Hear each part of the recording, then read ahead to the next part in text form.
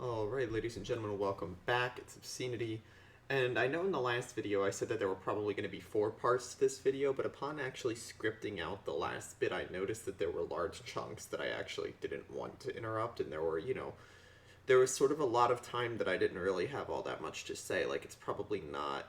There are going to be more large sections of me talking in this one, but there are going to be, they are less frequent overall, so I think we might be able to fit it into this. And of course, then on Tuesday, this is going to be a Sunday upload. On Tuesday, we are going to be diving into Lex's final proper review on zombies, tearing that apart, and it's going to be a great time. Of course, we're still not witch hunting Lex or any of the other zombies YouTubers, just trying to make sure that the information that they post in their videos is updated, is accurate, is held to sort of a high standard of credibility. Because when you have an audience that size, it's important to, to not mislead them. Where did we leave off last time?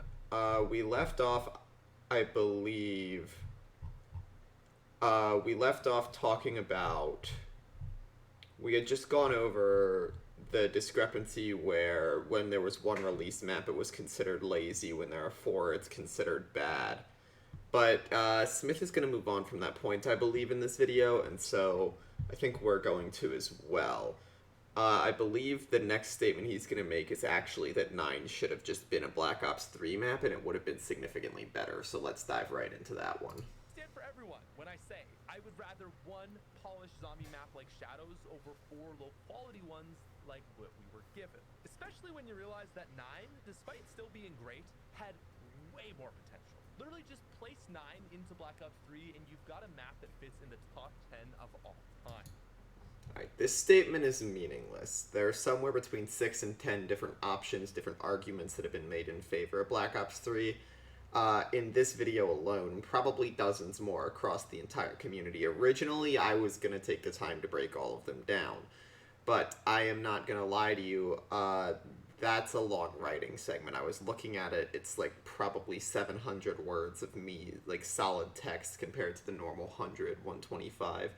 So I didn't want to put you through that. Suffice to say that I have one question, which is what specifically in Black Ops 3 would have made it that much better?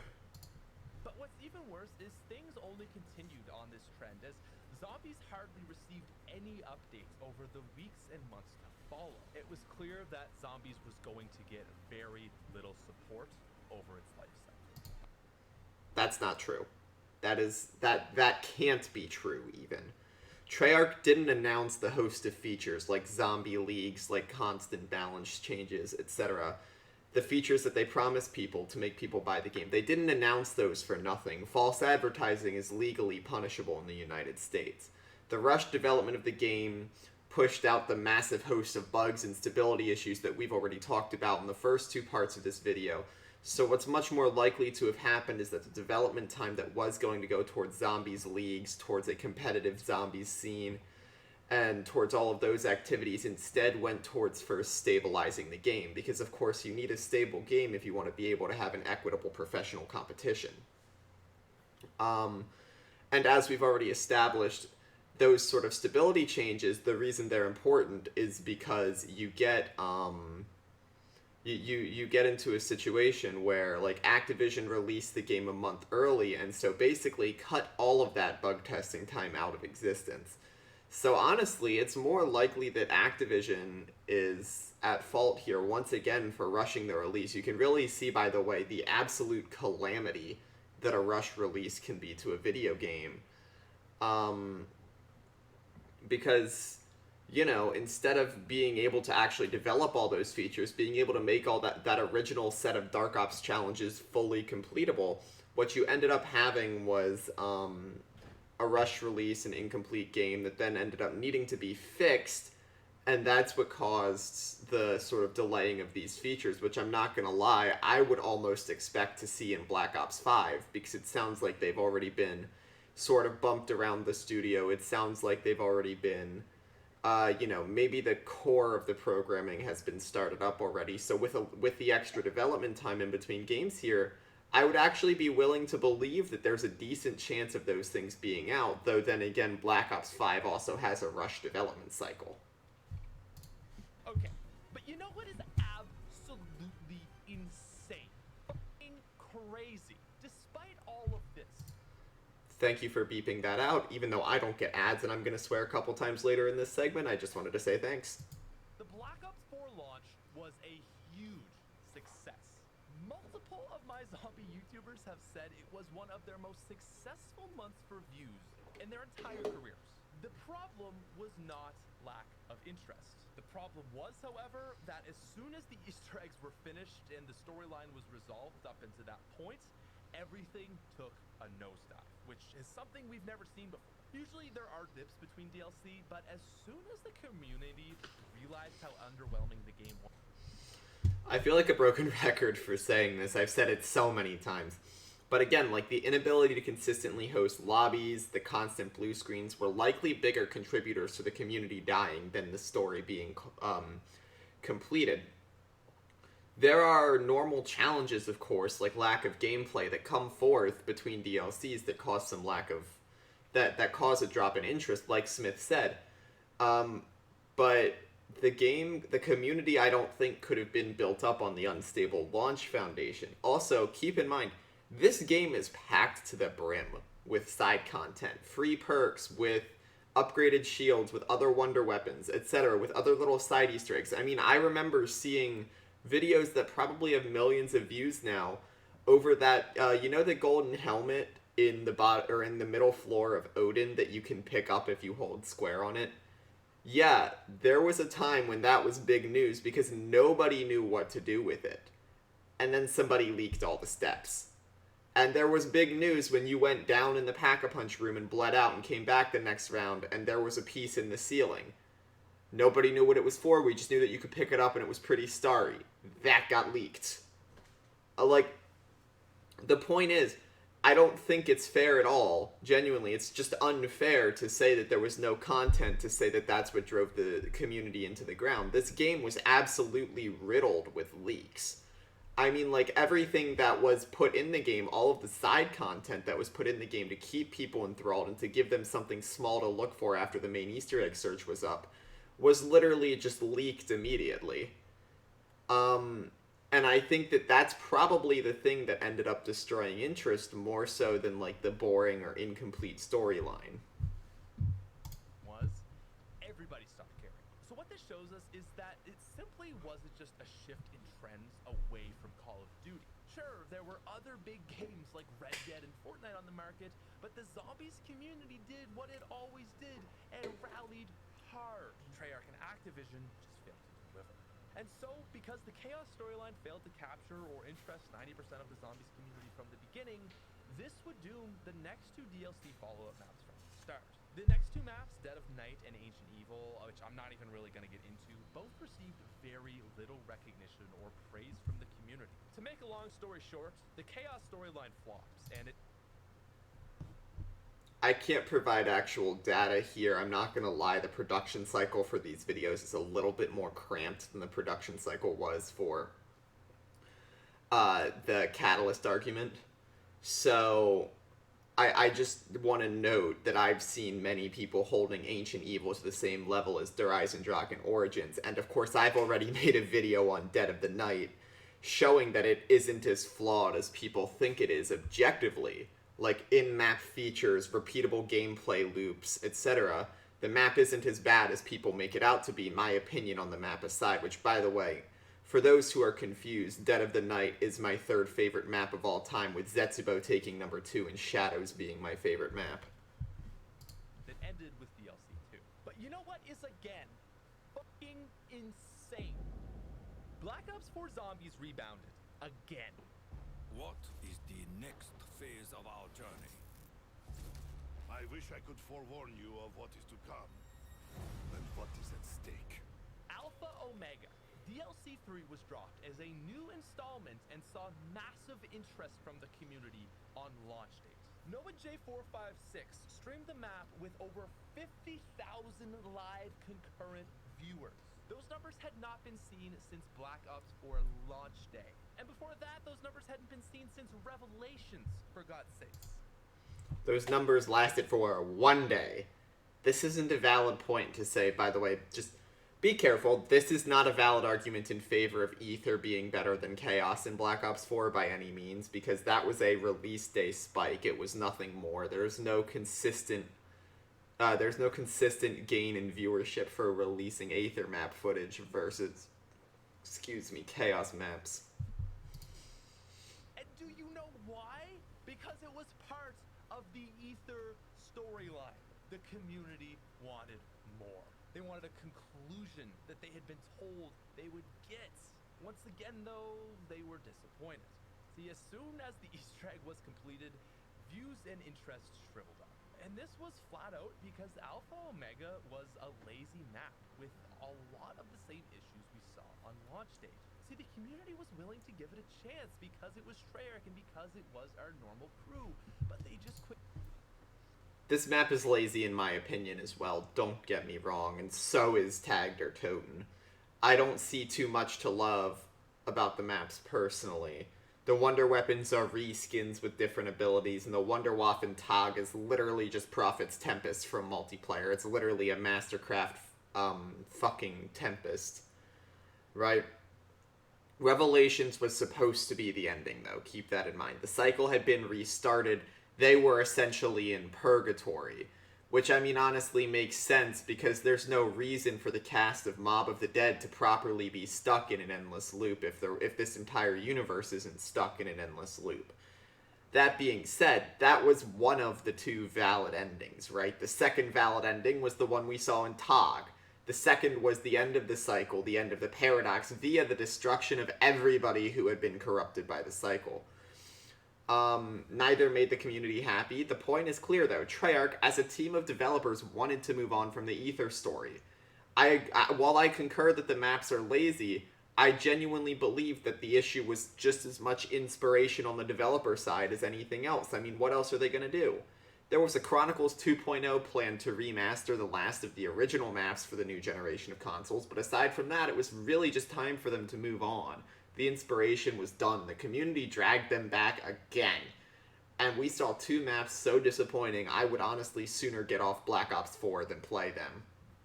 And again, in my opinion, pardon me, I scrolled the wrong screen there, that's the fault of the community, not the fault of the developers. Quickly realized that it was another boring pile of poo-poo. The map was a Nuketown Zombies remake that used assets from Blackout.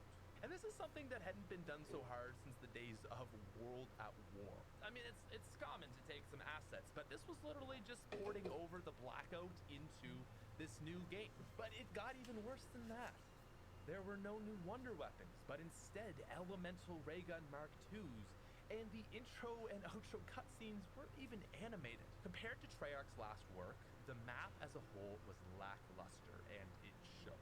So interest quickly fell off, and again would not resurface until DLC 4. And there we were, staring into the release of Tag Your Token, the final Zombies map for a storyline that goes back more than 10 years for some of us. As the final map to this story, this had fans emotionally invested, which again says a lot about how much this community cares. Myself, I had stopped caring a long time ago, but even I, the Fortnite sellout, still wanted to give my old favorite game mode a chance. Which, if you think about it, really says a lot about this community. Not only had it been dicked over for an entire year by Black Ops 4, it had been 3 years since they saw a true new Zombies map. But no matter how many garbage maps that they had waded through, no matter how many boring storylines or uninteresting characters, the community was back. They rallied and came out for one final hurrah to say goodbye to the end of an era. And oh my sweet lord, once again, we were fooled. We weren't fooled by Treyarch, though. That's the issue. That's the saddest part of all of this, is that we played ourselves. If the community wasn't so vitriolic about the Revelations ending, if we didn't push for a better ending and instead let Treyarch make their own video game, we would have likely ended up with more chaos. The plot we've seen so far, I will agree, hasn't hooked people as heavily as the Aether maps of Black Ops 3 and Blood, but it's also not been given the same time that Aether has. Aether's had 10 years to Chaos's 4 maps. A couple of extra maps, which I truly hope we will see in the next game, could very well have been what we needed to just make that small change. But again, by pushing for a second ending, we played ourselves. This map was fan service. This Easter egg, this cutscene was fan service. Keep that in mind as we go on. Because tagged or totem, for the who knows and who is counting at this point in time, was a gigantic flop. Okay, yeah, so we gotta get to the zip line. We gotta get to the zip line. Here it is. This is hilarious. I love this. This is probably the best glitch in all of Call of Duty Zombies. However, this isn't a point against the map. They patched this out. They knew it was a problem. Like, don't get me wrong, it's funny, but I think in this context it's being used to say, like, this map is bad, and I don't think it's fair to assess whether or not a map is good because of its glitches. Because again, by that logic, Origins is one of the worst maps, having had probably over 100 wall breaches. I honestly feel like I've seen a wall breach for every wall on that map at this point, not to mention every tank station, not to mention the Panzer can wall breach more than the player can. Like, it's just, like, if we want to use glitches against maps, I don't know why we like Origins. Run that back! Run that back immediately! So first and most importantly, we need to note that the map was a remake. This marks the 5th remake since the last original Zombies Aether map, which was Gorod Krovi, released all the way back on July 12th of 2016. Furthermore, the map featured not our beloved Primus crew or even Ultimus crew of Dempsey, Richtoff, and Takeo or Nikolai, but instead the Transit crew. Probably the worst received Treyarch foursome. In my opinion, again, rush development cycles mean I can't actually provide solid data on this, but in my opinion, Chaos has seen a better reception than the Transit crew, outside of the nostalgia that's included in the maps that the Transit crew was on at this point.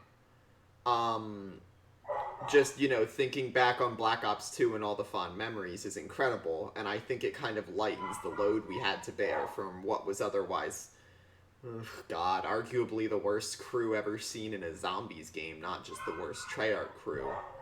That's just an opinion, but, you know, I could probably make a legitimate argument for it if I wanted to. I don't feel like uploading a 30-minute rant session about why they're bad, though. It's honestly not worth any of our time to think about those things because they've already happened. Apart from, ironically, the Chaos crew. Like, seriously, not even one more map with our old pals? But the flaws go on. The map once again featured very little innovation. The Wonder Weapon was just an inferior... Real quick, this one's not in my notes either. Look at this. Look at this pile of shit. This is literally a Mastercraft Tempest. This, like, Tempest scope. Even when you look down it, it's the Tempest scope. It's the same model as the Tempest. Superior remake of the Thunder Gun. The map had both reused assets from 10 years ago and again, Blackout. The Easter egg had tedious and boring steps. It didn't even have a final boss fight. Overall, the map was just a complete recycle of previous zombie maps. And then, to top things off, we have salt on the wound. We have the ending cutscene, which I would like to call, how do we wrap this shit up as fast and as easy as possible while somehow managing to make a semblance of a proper end? So, first and foremost, again, it's a slideshow ending. The ending to the entire zombie storyline isn't even... What's up with the music, by the way? This music does not at all fit the point he's trying to make, in my opinion. I'm just genuinely curious about what it's accomplishing. animated. But essentially, this is what happens. we see all our fan favorites sitting around a campfire, getting drunk and passing out. Zombie Richtofen, which is a nice asset we use for Modern Warfare 3, convinces the transit crew to go to Call of the Dead and assemble an Agarthan device. After Victus completes the task, it is then revealed to us that Primus Nikolai poisoned everyone because the only way for this to end is for them to die. Accepting that they could never beat the Apothecans, he uses the Agarthan device to destroy the corrupted multiverse, effectively removing the Apothecans, Shadow Man, and Dr. Monty from existence, but also everything else corrupted within those realms as well. He then kills Richtofen and has Samantha shoot him. With every main character eliminated, this breaks the cycle, stopping it from ever being able to happen again, which means that none of this terrible stuff ever happens. The cycle has been completed, and the innocent Sam and Eddie walk off into a safe, uncorrupted, singular universe. So, yeah, there is definitely a lot to be disappointed with this ending. To me, This is the only other viable fucking ending. I mean, we've already seen what happens when the cycle restarted and hating that. Now we get to see what happens when the cycle doesn't restart. As a community, we have a choice here. We either have the choice to accept the fact that the cycle ended and that everybody died, or we have the choice to see that they've reset, they've gone back to Origins, they've gone back to the original staffs, and they now need to relive it all again in a very purgatorial manner, as I've already said. Now, I want to try to keep this brief, but I know that's not going to happen because I talk a lot. But we need to talk about paradoxes here, because that's what the entire Zombies universe is. It's a paradox. It's a paradox where it's spawned by something that dies, so therefore it can't be spawned, but if it can't be spawned, then the thing that spawned it never dies, so it happens anyways. Right? It's basically the grandfather paradox, okay? For those of you who don't know, the grandfather paradox is basically, let's say you've been given the opportunity to time travel and your grandfather is a horrible person, right? Like, let's say a terrorist. I understand that terrorist is a perspective term, but we're not going to talk about that now. Just assume it's a terrorist based on whatever your beliefs on terrorism are, okay? You have the opportunity to go back and shoot him in the side of the head and kill him. And so, as a rational human being, you should do it. You should stop him from being able to kill other people, right? But if you do, then he never marries and gives birth to your mom, who never marries and gives birth to you, right? Or never marries and gives birth to your dad. It doesn't really matter which parent in this case. And so you aren't born. One way or another, you're not born, right? Because he didn't give birth to one of your parents. Well, he doesn't give birth to anybody. You get what I mean. But if you weren't born, then you didn't time travel back to kill him. So he still exists, right? But if he exists, then you are born, which means you did travel back in time to kill him. That's the conundrum we're stuck in with the zombies, or with the zombies cycle right now, and that seems to be an intentional design choice on Treyarch's behalf. It's basically Dr. Monty and the Shadow Man, right, created the zombies universe. So what we see is, in the Revelations ending, we see the four characters, basically, we see them removing both the Shadow Man and Monty, meaning that the universe could never have been created, so it reverts to its pre-zombified state. However, if that happens, then they never came around to stop it from becoming zombified, or to stop the infection from spreading. And so the infection spreads, but then they come around to stop it again. And that's where the repetition of the cycle is. Okay? That's the paradox in this story. However, in the Tag der Toten ending, we see, again, the only other viable ending, where they all kill themselves, right? Like, I believe, I'm under the assumption here that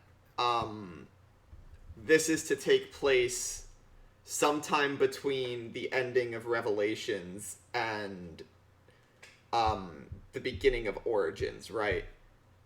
And they kill themselves there, so that the timeline never starts. They never become corrupted. Richtofen never becomes zombified. Element 115 is never discovered and harvested. And so the Apothicons never have the chance to invade Earth. And Samantha and Eddie, being the only two who were innocent and the two who were protected this entire time, have the opportunity to walk away with only one of them having the guilty conscience of knowing she's shot a man. Okay? That's the only viable ending to a paradox at all, actually, is, generally speaking, you just need to remove one party from it, because without one party, the other party can't execute. Okay? Me, it felt lazy and unsatisfying. Now, on paper, it does sound like a classic good guy ending. Our heroes made a noble sacrifice to save the realm. But to me, it just didn't feel earned. But instead, it kind of felt like a cheap way out. Like, I get the message that is trying to be conveyed here, and I think it makes a lot of sense for zombies. It just wasn't executed properly. Now, perhaps, if they had done a full Ether game, expanding on things, showing us Dr. Monty, the Shadow Man, the Great War, and all the awfulness that came with it, we would have had something very compelling. But since they rushed everything, it just felt like an easy way to wrap everything up. The heroes can't win, so they just erase everything. Okay, this is the nature of paradoxes, right? Nobody comes out on top once there's a paradox involved in something. Nobody. Both sides need to lose in order to terminate it. The only way for that to happen is usually for one side to become self-aware, force the other side to lose, and then take a loss themselves. For those who don't know, by the way, a paradox is a logical impossibility where one action results in the inability of another to have happened. So, like, if you take the action of shooting your grandfather, then the action of you being born and raised couldn't have happened. But then you can't shoot your grandfather, and that's where the paradox comes in. So we're just gonna hang on. I was gonna talk about the grandfather paradox here, but we talked about it earlier instead. So the same principle that was seen in Aether, killing Monty should end the cycle, or at least defying Monty should break the cycle, but once you kill him, the Shadow Man never existed, and the parties are never corrupted to begin the journey in the first place, right? And when they're not corrupted to begin the journey, Monty is still alive, just like your grandfather is still alive if you don't go back to shoot him, and so the cycle begins again, the Shadow Man breaks off, there becomes a dark side of the Apothicons, and the world is infected with zombies, right? The heroes, therefore, by the lore of Call of Duty Zombies itself, were never going to win. We were never going to see them, victoriously crushing Monty's head under their feet, or releasing some sort of pathogenic cure to the ailment of Element 115, right? Because when they die, the cycle continues. Like, when they die, they come back to life, they would have to kill both their past selves, which we saw in Black Ops 3, and then their present selves in Black Ops 4, to make sure that they were never corrupted, to make sure that the cycle couldn't start. Or, again, as I said earlier, they would end up in the same purgatorial loop you see in Mob of the Dead, where the crew escapes, ends up fighting, kills each other, and then is back in prison again. So, we had a choice here. We chose not to accept the first ending, and now we have the second ending, so which one is it? So it happened, but it also didn't, and it doesn't exist anymore, and it's gone. But hey, two innocents made it out, right? Well, Yes, they did. If you recall, one of the driving forces of the Aether crew in the beginning was freeing Samantha from the MPD because she was innocent. Maybe there were other nefarious agendas at play. Maybe there were other things that were causing, or that were driving forces for some of the characters, as we saw when various other people since take over the MPD, the AP, and eventually a Keeper ends up in it, and Derize and Jock, right? But seriously, this entire time, the story has been sort of centered around an almost like parentally instinctual protection of Samantha and Eddie, so that they can play in the house on Origins, right? So that they live a good life, even if nobody else does. And I think as we move on, we're gonna see that this second ending actually really accomplishes that goal. well, what about all the other billions of people who were asleep? Because we have to remember that all those people that we have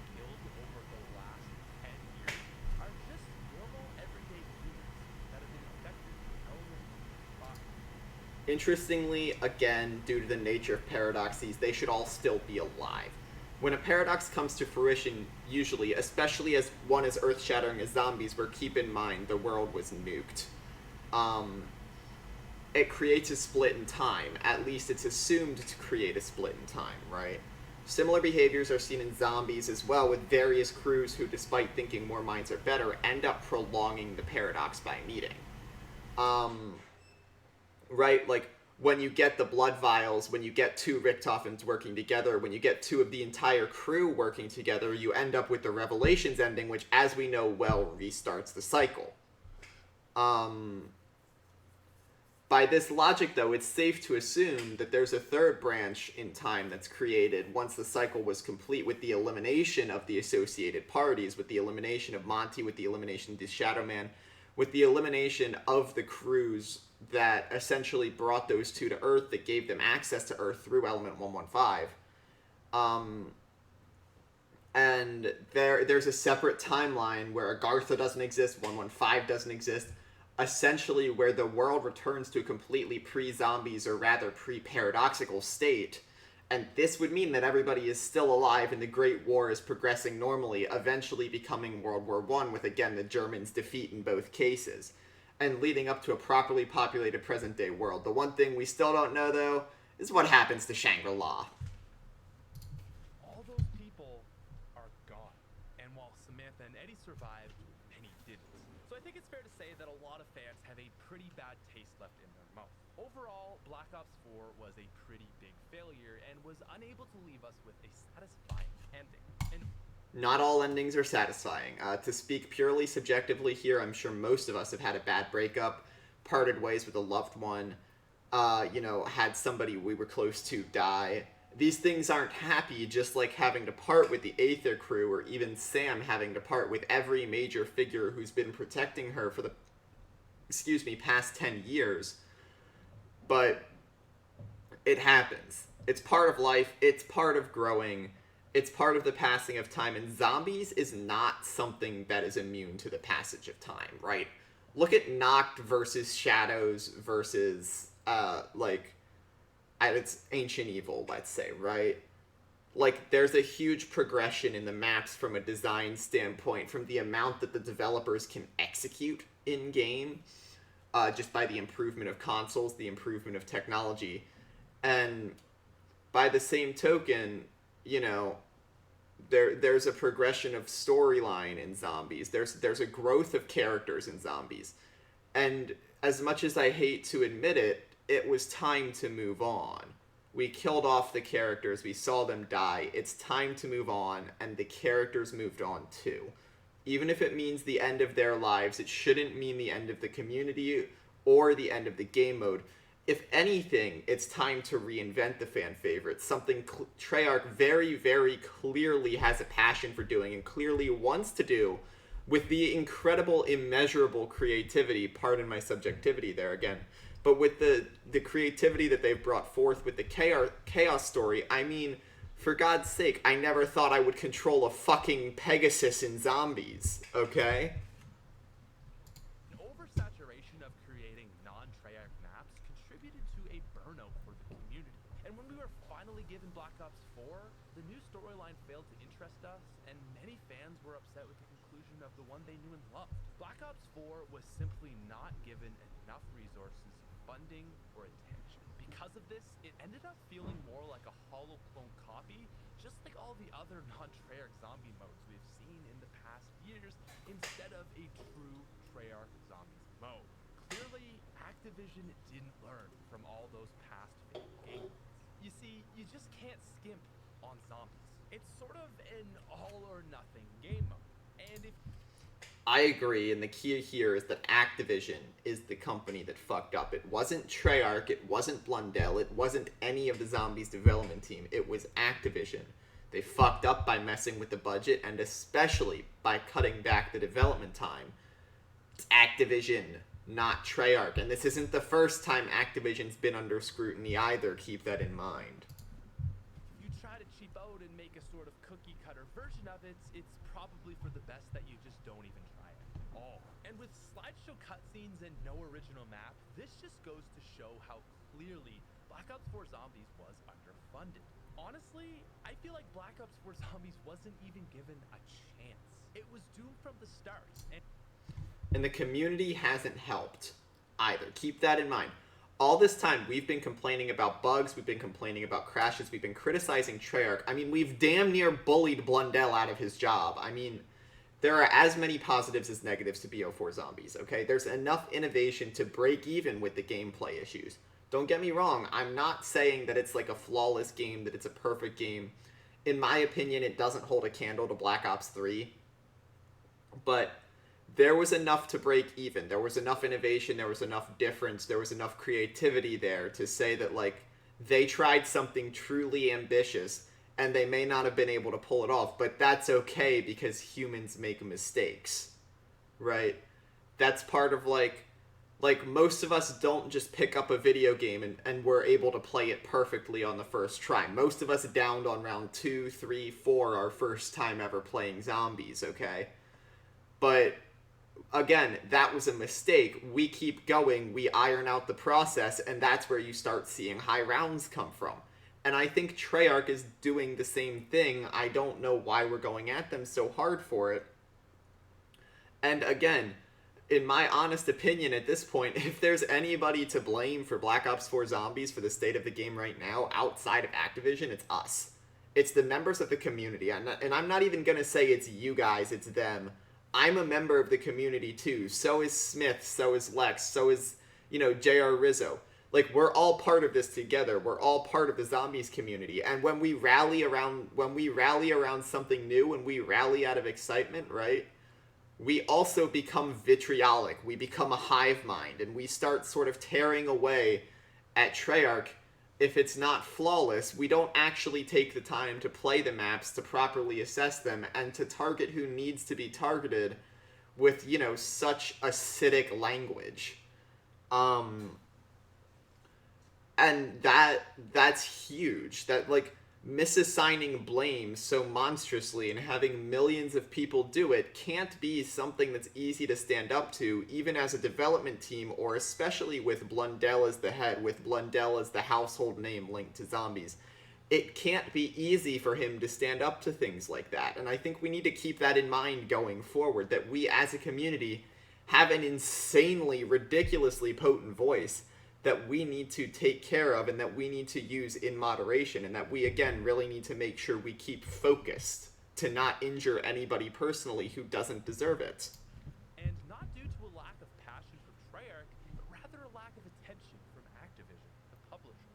And while I know, listen, at the end of the day, it's business and it all comes down to numbers and whatever, I don't want to sit here and blame big corporations. There's no denying that I think a lot of Zombies fans feel ripped off. And honestly, I wouldn't be surprised if some of the devs feel that way too. So yeah, it's sad. It's sad that it had to end like this.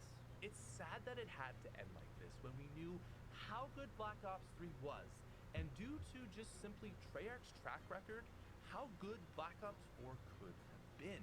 But unfortunately, it was a game mode doomed from the start.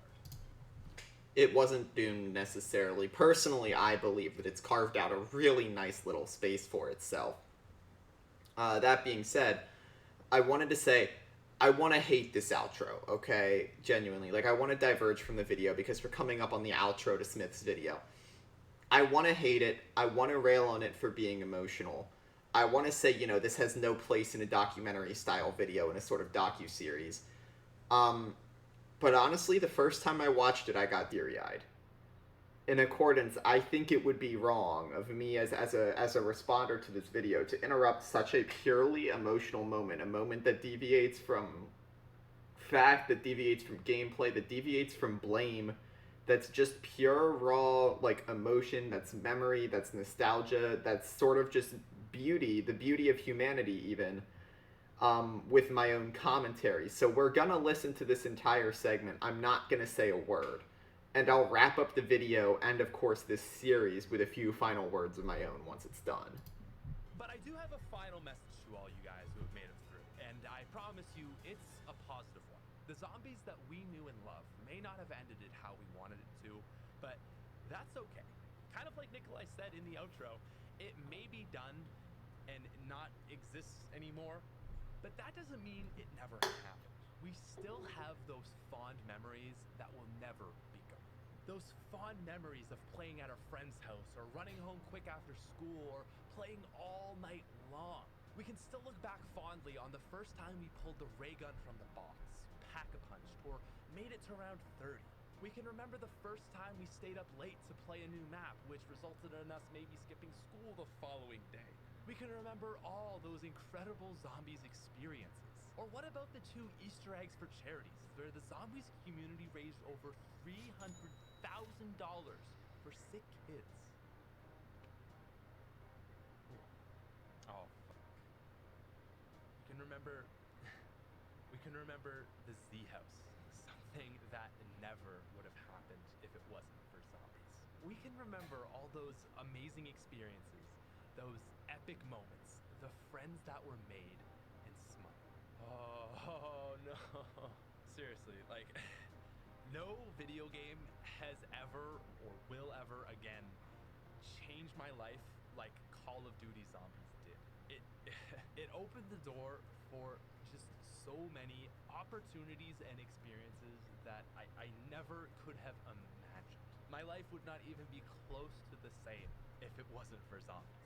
The amount the amount of friends I have made through this community is just insane. To think about the amount of amazing friends I have made alone through this community makes it all worth it. And I know this is something that I've been out of for a while now, but this is something that's also weighed on me for a long time, and I kind of needed to say my own real goodbye. But more importantly, a thank you. A thank you to the fans and even Activision, but most importantly, to Treyarch, to all the developers who have worked tirelessly throughout the years, creating one of the best video game experiences of all time. Thank you. Jason, Kevin, Ali, all the rest of you, thank you. No matter what, Call of Duty Zombies was an incredible fucking ride, and I would not have traded it for anything. It's just truly something that is just, it's always gonna have a special spot in my heart. So, yeah. I know this was a really long video, but I kind of wanted to just do one final hurrah, something big, something crazy. If you made it all the way through this, you're an absolute legend, and yeah, so I guess that's it. Farewell to the Zombies crew, farewell to the boys, the lads, every character that's been developed. I would have loved to see something a little bit better, but it doesn't matter. It was an amazing journey, and that's what it's all about. Thank you guys for watching, and stay zesty. Hang on. We can't pause on that. There we go. That's a little better. With that, this amazing video, this absolutely amazing documentary on zombies comes to an end, alongside my response series. Thank you to those of you who have taken the time to watch and to comment. I truly hope that something I've said has resonated, maybe made you think about Black Ops 4 a little differently. I'm not saying go do the dark matter grind or anything like that. Hell, don't even comment, sub, like, whatever it is, unless you feel like I deserve it. But in all seriousness, that outro was incredible, and I truly hope that between an outro that left me speechless and a series that's damn near taken my voice in the recording booth, everyone has learned something new. The reason I've started making these videos, beyond personal enjoyment, is to try to spread a different opinion. Not a better one, not a worse one, not a stronger one, not a weaker one, just a different one. Not to witch hunt any members of the community or any of the bigger YouTubers. But of course, next Tuesday, we'll be back with a look at another video from the community and hopefully raise some more discussion points. For now, I hope you're all doing all right in life, truly, especially during this, troubling time. I'll catch you next time.